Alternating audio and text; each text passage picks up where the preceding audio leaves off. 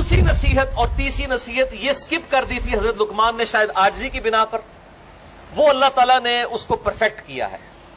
دوسری نصیحت وَوَصَّيْنَا الْإِنسَانَ بِوَالِدَيْهِ، اور انسان کو ہم نے نصیحت کی ہے کہ وہ اپنے ماں باپ کے ساتھ حسن سلوک کرے۔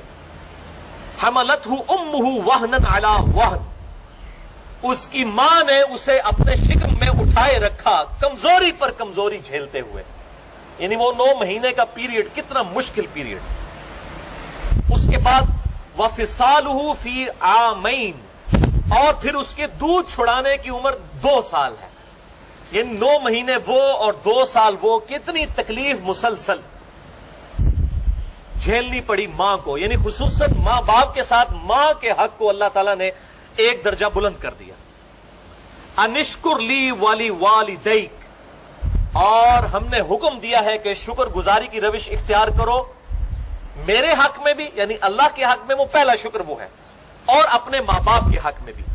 الی المصیر، اور تمہیں لوٹ کر پھر ہماری ہی طرف آنا ہے، یعنی اس میں دھمکی ہے کہ اگر میرا شکر نہ کیا، اپنے ماں باپ کے ساتھ اس نے سلوک نہ کیا، تو میں پوچھوں گا، قیامت والے دن اکاؤنٹیبلٹی ہوگی۔ اسی لیے آپ دیکھ لیں جو ریلیجس لوگ ہیں الحمدللہ وہ اپنے ماں باپ کی قدر کرتے ہیں۔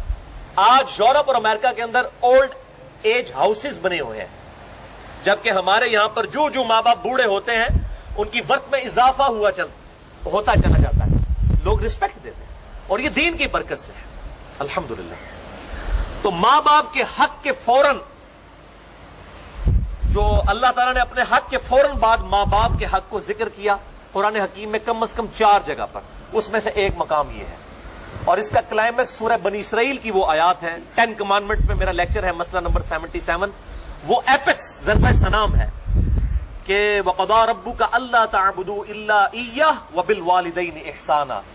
اللہ نے یہ بات طے کر دی تھی پہلی کمانڈ کے طور پر بنی اسرائیل کو بھی اور امت محمدیہ کے لیے بھی صلی اللہ علیہ وآلہ وسلم، مت پوجنا کسی کو سوائے اس اللہ کے، اور ماں باپ کے ساتھ حسن سلوک کرنا، اور ماں باپ دونوں یا دونوں میں سے کوئی ایک بڑھاپے کو پہنچ جائیں ان کو اف تک بھی مت کہنا، اور ان کے سامنے اپنے عاجزی کے اعتبار سے کندھے جھکا کر رکھنا، اور ان کے لیے دعا کرنا رب ارحمہما کما ربیانی صغیرا، اے میرے رب ان دونوں پر رحم فرما جس طرح بچپن نے انہوں نے مجھے رحم کر کے پالا تھا۔ یہ پوری آیات مسئلہ نمبر 77 میں سورہ بنی اسرائیل آیت نمبر 23 سے لے کے 39 تک 10 کمانڈمنٹس میں نے کور کی ہیں۔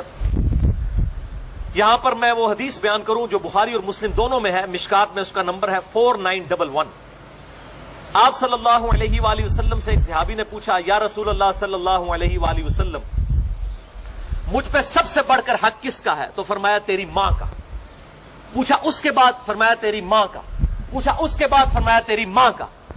پوچھا اس کے بعد؟ فرمایا تیرے باپ کا، یعنی 3 دفعہ ماں کا حق، اور پھر چوتھی دفعہ فرمایا تیرے باپ کا، یعنی ماں کا حق اتنا مقدم ہے الحمدللہ۔ اور صحیح مسلم میں حدیث ہے مشکات میں 4912 کہ آپ صلی اللہ علیہ وآلہ وسلم نے فرمایا اس شخص کی ناک خاک آلود ہو، وہ تباہ و برباد ہو جائے جس کو ماں باپ بڑھاپے میں ملے دونوں یا دونوں میں سے ایک، اور وہ ان کی خدمت کر کے جنت نہ حاصل کر سکے۔ یہ صحیح مسلم کی حدیث ہے۔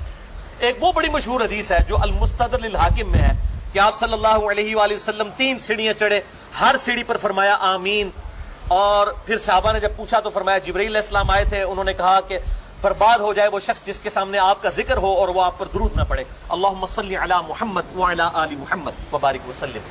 تو میں نے کہا آمین۔ پھر انہوں نے کہا کہ برباد ہو جائے وہ شخص جو رمضان کا مہینہ پائے اور اپنی مغفرت نہ کروا سکے، تو میں نے کہا آمین۔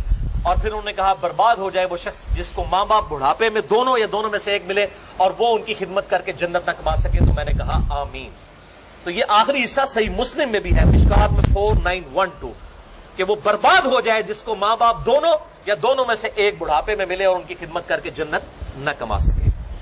اور مسند احمد سنن نسائی میں بھی ایک حدیث ہے مشکات میں 4939، ایک شخص نے جہاد کی اجازت کے لیے مشورہ کیا اللہ کے محبوب صلی اللہ علیہ وآلہ وسلم سے، تو آپ صلی اللہ علیہ وآلہ وسلم نے فرمایا تیری ماں زندہ ہے؟ انہوں نے عرض کیا یا رسول اللہ زندہ ہے۔ فرمایا اپنی ماں کی خدمت کر، تیری جنت اس کے قدموں کے پاس ہے۔ ویسے یہ جو عموماً ایک جعلی روایت بھی مشہور ہے کہ جنت ماں کے قدموں کے نیچے ہے، اس کی وجہ سے جنت کی تذلیل لوگ کرنا شروع کر دیتے ہیں. یہ بالکل جعلی روایت ہے، جھوٹی روایت ہے. اصل روایت ہے سنن نسائی میں، مسند احمد میں، مشکات میں 4939 کہ جنت تیرے ماں کے قدموں کے پاس ہے، یعنی ان کی خدمت کر. یہ محاورتاً بات ہے، یہ نہیں ہے کہ ماں کے قدموں کے نیچے جنت چلی گئی ہے تو پہلے آپ تو جنت پہنچے. وہ تو اللہ کو پتا ہے، جنت تو ایک اللہ تعالیٰ کی رحمت کا مقام ہے، اس کی تذلیل نہیں کی جا سکتی. مراد یہ محاورتاً بات ہے کہ ماں کی خدمت کر کے جنت ملے گی، نہ کہ یہ ہے کہ وہ جنت وہ ماں کے قدموں کے نیچے آ گئی ہے فزیکلی، اس کا مرتبہ کو اس کے نیچے آ گیا. یہ اس سے مراد نہیں ہے. اور اسی طریقے سے ایک جعلی روایت ہے کہ ماں باپ کو دیکھنا ایک مقبول حج کے برابر ثواب ہے. بالکل جعلی جھوٹی روایت ہے، موضوع روایت ہے سنن البیہقی کے اندر.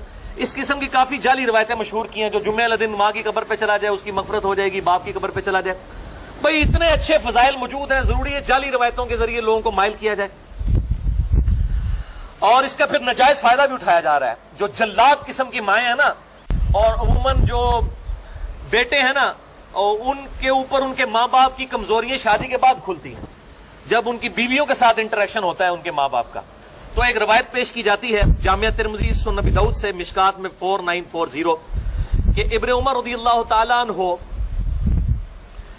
جو ہیں وہ نبی صلی اللہ علیہ وآلہ وسلم کی خدمت میں ان کی شکایت سیدنا عمر نے پیش کی کہ ابن عمر جو ہے وہ اپنی ایک بیوی سے محبت کرتا ہے اور مجھے اس کی بیوی پسند نہیں ہے. پہلے انہوں نے ابن عمر سے کہا کہ اپنی بیوی کو طلاق دے دو، انہوں نے طلاق نہیں دی.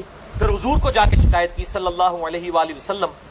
تو آپ صلی اللہ علیہ وسلم نے ابن عمر سے فرمایا کہ جب تیرا باپ عمر یہ کہہ رہا ہے کہ اپنی بیوی کو طلاق دے دو تو اس کو طلاق دے دو. اور اسی طریقے سے صحیح بخاری میں ایک حدیث ہے، حضرت اسماعیل علیہ السلام اور ابراہیم علیہ السلام کا واقعہ بڑا مشہور ہے کہ وہ ملنے کے لیے آئے تو حضرت اسماعیل کی غیر موجودگی میں تو انہوں نے پھر ایک میسج چھوڑا کہ جی اپنے گھر کی چوکٹ بدل لو، مراد یہ کہ اپنی بیوی کو طلاق دے دو. اس قسم کے واقعات سے وہ کہتے ہیں کہ اگر ماں باپ کہیں تو بیوی کو بھی طلاق دے دیں. نعوذ باللہ من ذالک، انا للہ و انا الیہ راجعون. یہ آپ ریلیجن کافروں کو پیش کریں گے، آپ کے منہ پہ مار دیں گے ریلیجن. بھائی آپ کے ماں باپ کیا سیدنا عمر ہیں؟ اور وہ شکایت کیا نبی علیہ السلام کے سامنے لے کے جا رہے ہیں؟ نبی علیہ السلام کو تو وحی کی تائید حاصل تھی، ابراہیم علیہ السلام کو وحی کی تائید حاصل تھی کہ واقعی جینوئن ایشو تھا جس کے اوپر طلاق کا کہا گیا. آج کل اگر ماں باپ کسی کو کہتے ہیں کہ اپنی بیوی تیری منو چنگی نہیں لگتی طلاق دے دے، طلاق نہیں دی جائے گی جب تک جینوئن ریزن نہیں ہوگی. یہ ذہن میں رکھیں. یہ خام خواہ ان روایتوں سے جعلی مطلب نکال کے اور لوگوں کو غلط طرف مائل کرتے ہیں. اور یہ حدیث نہیں بتاتے جو سنن ابی داؤد میں ہے، مشکات میں 3280 کہ آپ صلی اللہ علیہ وآلہ وسلم نے فرمایا اللہ تعالیٰ کو حلال چیزوں میں سب سے ناپسند طلاق ہے. اگرچہ حلال ہے، حرام نہیں ہے، یعنی بعض اوقات مجبوراً دینی پڑ جاتی ہے، واقعی نہیں نبھتی، اس لیے اس کا دروازہ کھلا رکھا ہے. کرسچینٹی میں تو طلاق دینا ہی حرام ہے. اسلام میں اجازت ہے طلاق کی، لیکن ایز اے لاسٹ ریزارٹ. لیکن کہا گیا وہ بھی ناپسندیدہ ہے. تو جب اللہ کو ناپسندیدہ ہے تو یہ کیسے ہو سکتا ہے کہ میری بیوی میرے ماں باپ کو نہیں پسند تو میں ان کے کہنے پہ طلاق دے دوں بغیر کسی ریزن کے؟ واٹ نانسنس دس.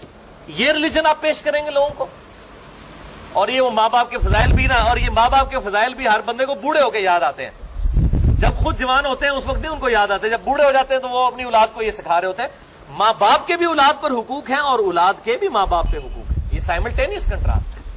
اور صحیح مسلم کی وہ حدیث جس پہ میرا ایک کلپ بھی چڑھا ہوا ہے برمودا ٹرائنگل پہ، کہ شیطان کا تخت پانیوں پہ لگا ہوا ہے، شام کے وقت سارے شتونگڑوں کو بلاتا ہے وہ، اور ہر شتونگڑا کہتا ہے میں نے آج یہ گناہ کروایا، آج میں نے یہ گناہ کرایا. تو شیطان خوش نہیں ہوتا. ایک کہتا ہے کہ آج میں نے میاں بیوی کے درمیان جدائی کروا دی. شیطان اس کو جناب جپی ڈال کے ملتا ہے، گلے لگتا ہے کہ تو صحیح کام کیتا ہے. کیونکہ جب طلاق ہوگی تو اس پورے معاشرے کی بنیاد جو ہے میاں بیوی کے ریلیشن شپ کے اوپر ہے. جب یہ ڈسٹرب ہو جائے گا تو پورا معاشرہ ہی جو ہے وہ تتر بتر ہو جائے گا، اولاد بھی بکھر جائے گی، وہ اولاد معصور بن جائے گی معاشرے کے لیے. تو میاں بیوی کا ریلیشن شپ بہت اہم ہے. اس حوالے سے ماں باپ عموماً میں نے دیکھا ہے، عموماً چونکہ میرا تجربہ ہے، میرے ساتھ ہزاروں لوگ رابطہ کرتے ہیں، عموماً ماں باپ کی طرف سے قصور ہوتا ہے. جو بہو ہوتی ہے اس کا قصور بہت کم ہوتا ہے. وہ تو بیچاری نئے گھر میں آئی ہے. بہو کو اگر وہ ساتھ جو ہے وہ وہی پروٹوکول دے جو اپنی بیٹی کو دیتی ہے تو آپ دیکھیں وہ کس طرح خدمت کرتی ہے. کئی بہو ہیں جنہوں نے اپنے ساس سسر کو سنبھالا ہے. ماں باپ کو تو کبھی توفیق ہی نہیں، ان کے بیٹوں کو تو توفیق ہی نہیں ہوئی بیٹیوں کو. وہ دوسرے ملکوں میں بیٹھے ہوئے ہیں اور ہم یہاں بیٹھ کے جو ہے نا وہ ان کے رشتہ داروں کے جنازے پڑھ رہے ہوتے ہیں. اور جناب ان کی خوشی غمی میں ہمیں مصیبت پڑی ہوئی ہوتی ہے جو باہر جا کے بیٹھے ہوئے خود، اور خدمتیں یہاں پہ بہویں کر رہی ہوتی ہیں. تو یہ بڑا سینسٹیو ایشو ہے، لہٰذا میں نے یہ ماں باپ کے حقوق پہ چونکہ بات کی تھی تو میں نے اس کو بیلنس بھی کر دیا. تیسری نصیحت بھی اللہ تعالیٰ نے ایڈ کی ہے، ساتھ ہی اس کو دیکھیں بیلنس کیا ہے. وَإِن جَاهَدَاكَ عَلَىٰ أَن تُشْرِكْ بِي مَا لَيْسَ لَكَ بِهِ عِلْمٌ، اگر تیرے ماں باپ اس بات پر زور لگائیں کہ تو میرے ساتھ شریک ٹھہرائے کسی کو جس کا علم تیرے پاس نہیں ہے، بغیر علم کے تو کوئی ایسی بات میری طرف منسوب کر دے جو شرک پر مبنی ہے، فَلَا تُطِعْهُمَا، تو اپنے ماں باپ کا کہنا نہیں ماننا. کتنے بولے لوگ ہیں وہ آگے پوچھ رہے ہوتے ہیں جی میری ماں کہتی ہے میں دودھ نہیں بخشاں گی جے تو داڑھی رکھ لی، تو میں اب ماں باپ کا حکم مانوں یا اللہ کے نبی کا حکم مانوں؟ دیکھو بھائی، ماں باپ کی تو اوقات سٹارٹ ہی اس وقت ہوگی جہاں پہ اللہ اور اس کے نبی صلی اللہ علیہ وآلہ وسلم کا حکم اینڈ ہوگا. بخاری اور مسلم کی حدیث ہے تم میں سے اس وقت تک کوئی مومن ہی نہیں ہو سکتا جب تک کہ میں اسے اس کے ماں باپ اولاد سب لوگوں سے بڑھ کر عزیز نہ ہو جاؤں.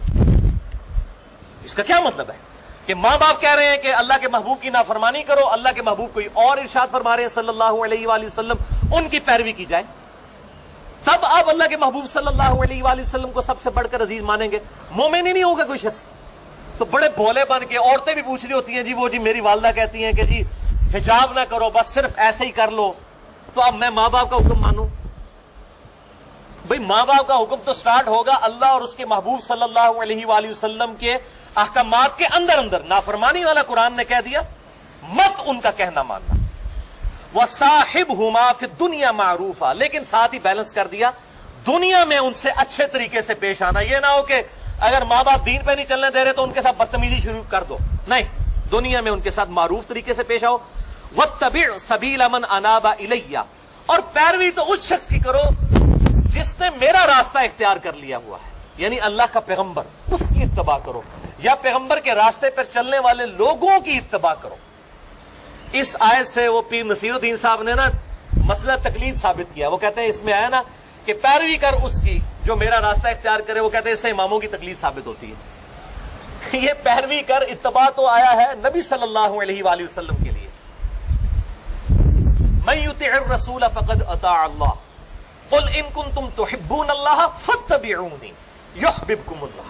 اتباع ہوگی اللہ کے محبوب صلی اللہ علیہ وآلہ وسلم کی، یا پھر اللہ اور اس کے محبوب صلی اللہ علیہ وآلہ وسلم کے پروٹوکول کے اندر اندر حکمران وقت کی بھی، خلفائے راشدین کی بھی، صحابہ کی بھی، لیکن ان سے ٹکرائے نہ.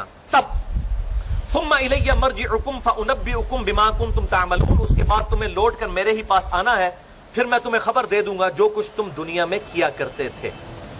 تو اللہ کے حکم کی خلاف ورزی، ماں باپ کی پیروی میں یہ حرام ہے. خواہش نفس کی پیروی کو بھی کہا گیا ہے کہ یہ شرک ہے.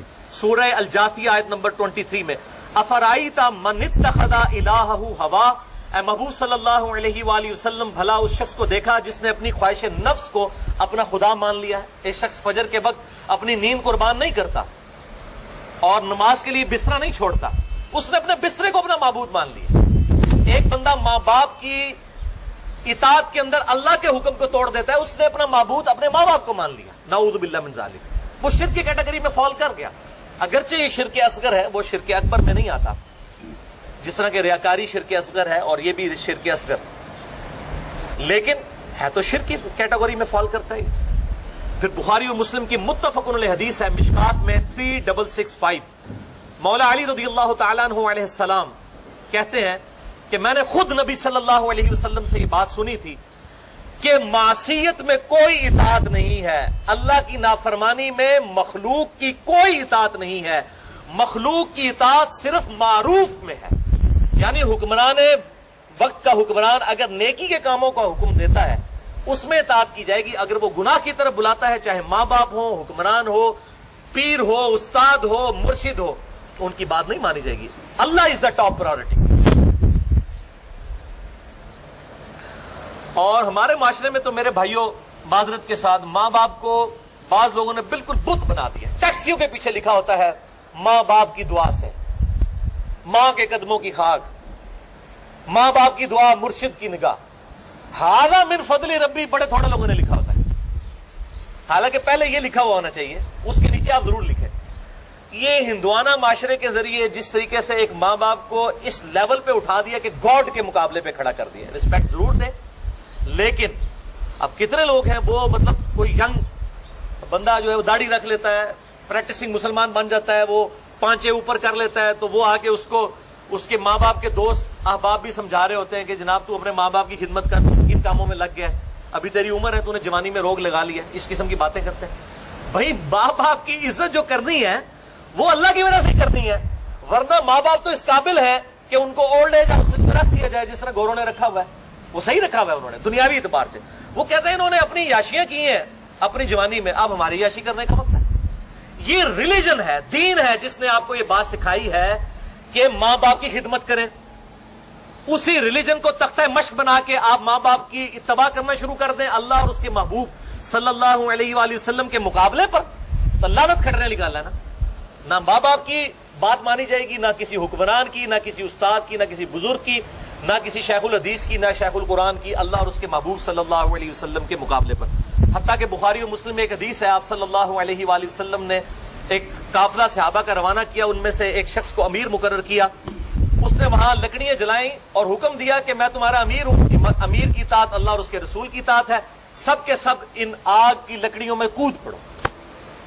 تو انہوں نے کہا نہیں, خودکشی کرنا تو اسلام میں حرام ہے. ان کا میں امیر ہوں, امیر کی اطاعت واجب ہے. انہوں نے کہا نہیں, امیر کی اطاعت واجب ہے اللہ اور اس کے محبوب صلی اللہ علیہ وسلم کی اطاعت کے اندر.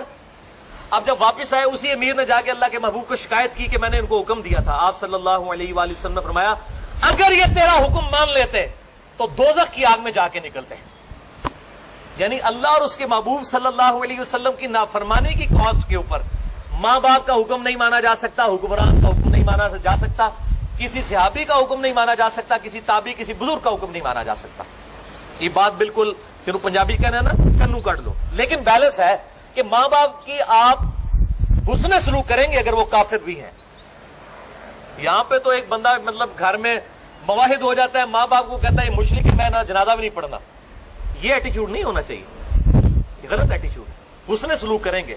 وہ کلیئر کٹ آ گیا کہ وَصَاحِبْهُمَا فِي الدُّنْيَا مَعْرُوفًا, دنیا میں معروف طریقے سے ان کے ساتھ بیہیو کرو. حتیٰ کہ بخاری اور مسلم میں حدیث ہے, مشکات میں اس کا نمبر ہے 4913. اسما بنت ابی بکر کہتی ہیں کہ میں نے نبی صلی اللہ علیہ وسلم سے عرض کیا ہے اللہ کے نبی میری ماں مشرکہ ہے اور مجھ سے صلہ رحمی چاہتی ہیں, مجھے ملنے کے لیے آئی ہیں, کیا میں ان کے ساتھ حسن سلوک کروں؟ آپ صلی اللہ علیہ وسلم نے فرمایا ہاں, اگرچہ وہ مشرکہ ہے لیکن تیری ماں ہے, اس کے ساتھ حسن سلوک کر, دنیا میں حسن سلوک کرنا ہے.